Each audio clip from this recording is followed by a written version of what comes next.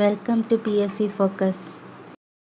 തിരുവനന്തപുരത്തെ ഗവൺമെന്റ് സെക്രട്ടേറിയറ്റിൽ ക്ലർക്കായി ഔദ്യോഗിക ജീവിതം ആരംഭിച്ച നവോത്ഥാന നായകൻ ചട്ടമ്പി സ്വാമികൾ. ചട്ടമ്പി സ്വാമികളുടെ ആദ്യകാല ഗുരു പേട്ടയിൽ രാമൻ പിള്ള ആശാൻ. ചട്ടമ്പി സ്വാമികളുടെ പ്രധാന ഗുരു തൈക്കാട് അയ്യാസ്വാമികൾ. സംസ്കൃതത്തിലും വേദോപനിഷത്തുകളിലും യോഗവിദ്യയിലും ചട്ടമ്പി സ്വാമികളുടെ ഗുരു സുബജടാപാടികൾ.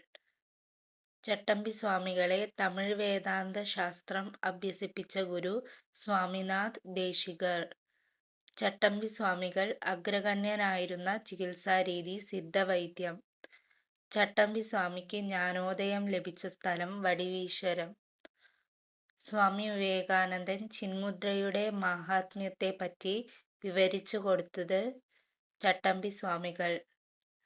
അദ്ദേഹം ഒരു ഗരുഡനാണെങ്കിൽ ഞാൻ വെറുമൊരു കൊതുകാണ്.